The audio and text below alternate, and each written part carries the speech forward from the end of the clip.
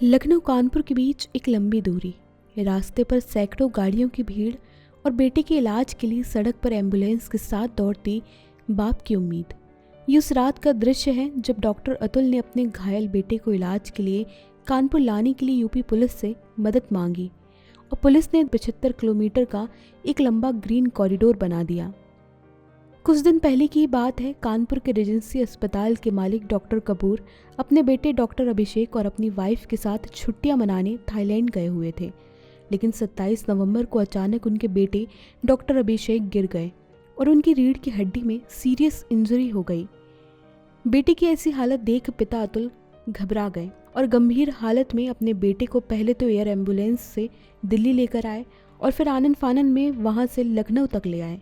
लेकिन कानपुर तक का रास्ता तय करने के लिए एक बड़ी समस्या थी और वो थी लखनऊ से कानपुर के बीच की दूरी, क्योंकि लखनऊ से कानपुर की दूरी 75 किलोमीटर की है और इसको पूरा करने के लिए कम से कम 2.5 घंटे का समय लगता है। लेकिन ऑपरेशन के लिए जल्द पहुंचना भी ज़रूरी था।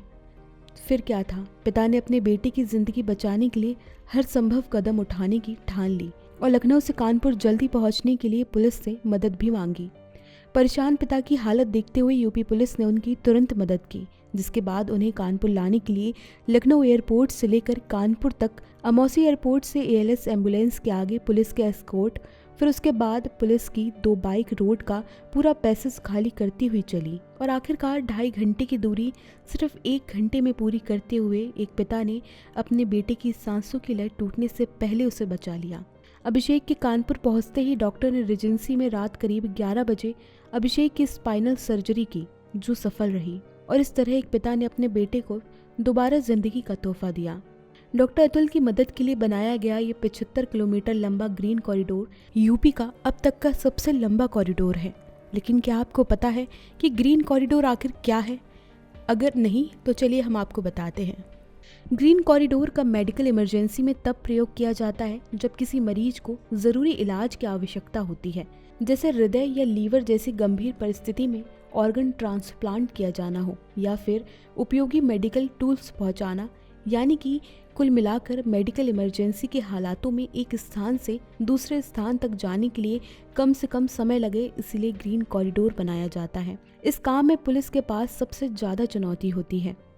अब आप सोच रहे होंगे कि इस ग्रीन कॉरिडोर में काम कैसे होता है, तो आपको बता दें, ग्रीन कॉरिडोर असल में अस्पताल और पुलिस के आपसी सहयोग से अस्थायी तौर पर बनाया जाने वाला एक रास्ता या गलियारा होता है, जिसमें कुछ देर के लिए ट्रैफिक को रोक दिया जाता है या एक नया रूट ही बना दिया जाता है, ताकि एम्बुलेंस या ज़रूरी मेडिकल वाहन को एक जगह से दूसरी जगह तक जाने के लिए कम से कम समय लगे। पुलिस मरीज को हॉस्पिटल पहुंचाने के लिए रास्ते पर आने जाने वाले ट्रैफिक को 60 से 70% तक कम करने की कोशिश करती है। इस तरह कम समय में मरीज को चिकित्सा सेवा मुहैया करा दी जाती है, जिसकी वजह से किसी की ज़िंदगी बचाने के लिए इमरजेंसी में लगने वाला समय कम हो जाता है। वैसे ग्रीन कॉरिडोर कई और तरह के कामों के लिए भी बनाया जाता है।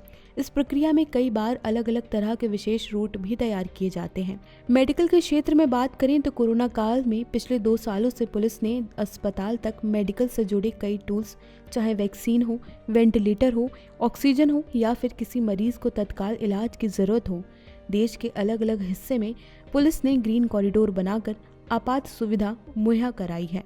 फिलहाल आज की वीडियो में इतना ही, लेकिन आप मुझे कमेंट बॉक्स में ज़रूर बताइएगा कि क्या आपने सड़क पर कभी ऐसा कोई ग्रीन कॉरिडोर देखा है।